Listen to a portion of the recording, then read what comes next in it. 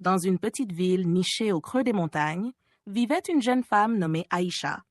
Elle était connue pour sa douceur et sa gentillesse, traits qui faisaient d'elle une personne aimée et respectée par tous. Mais dans l'ombre de cette paisible existence se cachait une menace, une personne dont la simple présence était synonyme de souffrance pour Aïcha. Cette personne, nommée Fatima, était autrefois une amie proche d'Aïcha. Mais au fil du temps, leur relation s'était dégradée. La jalousie, l'envie et l'amertume avaient pris le dessus chez Fatima, transformant l'amitié en une source de tourments. Chaque rencontre, chaque échange devenait une épreuve pour Aïcha, comme si une épine invisible s'enfonçait un peu plus dans son cœur à chaque mot prononcé. Aïcha tentait de comprendre pourquoi leur relation avait pris ce tournant sombre, mais chaque tentative de réconciliation se heurtait à un mur de rancœur. Fatima semblait se délecter de voir Aïcha souffrir, utilisant des mots acerbes, des critiques voilées et des manigances pour la blesser, pour saper sa confiance en elle et la plonger dans le doute. Malgré cela, Aïcha n'était pas du genre à se laisser consumer par la haine ou la colère. Elle savait au fond d'elle que ses sentiments ne feraient qu'aggraver sa situation. Un jour, après un échange particulièrement cruel avec Fatima, Aïcha se rendit chez une vieille femme sage du village, connue pour ses conseils empreints de sagesse et de spiritualité. La vieille femme, après avoir écouté l'histoire d'Aïcha, la regarda avec compassion et lui dit « Ma chère enfant, lorsque l'existence d'une personne devient une source de souffrance pour toi, tu n'as d'autre choix que t'armer de courage, d'abnégation, de vigilance, mais surtout de prière. Tu dois demander un bouclier divin pour te protéger des attaques de cette personne. Ce bouclier ne sera pas visible, mais il sera puissant.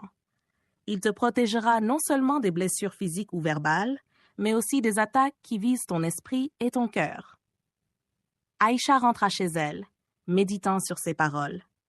Elle comprit qu'il ne s'agissait pas simplement de prier pour que Fatima change, mais de prier pour trouver en elle-même la force de faire face à cette situation avec dignité et calme. Chaque soir, elle se recueillait dans la quiétude de sa chambre, demandant à Dieu de la protéger, de la guider et de lui accorder la sagesse de ne pas réagir avec la même malveillance. Les jours passèrent, et bien que Fatima continuât ses tentatives de déstabilisation, Aïcha sentit quelque chose changer en elle. Elle ne réagissait plus aux provocations. Les mots blessants de Fatima glissaient sur elle sans laisser de traces, comme la pluie sur une pierre lisse. Aïcha avait construit, avec sa foi et sa prière, un bouclier invisible, un rempart spirituel qui la protégeait des maux que Fatima cherchait à lui infliger. Ce bouclier ne rendait pas Aïcha invincible aux yeux des autres, mais il lui donnait une sérénité que rien ne pouvait ébranler. Fatima, constatant que ses attaques n'avaient plus d'effet, finit par se lasser. Elle chercha d'autres cibles, mais aucune n'était aussi vulnérable qu'Aïcha l'avait été autrefois. Peu à peu, la colère de Fatima s'éteignit et elle se retrouva seule, prisonnière de sa propre amertume.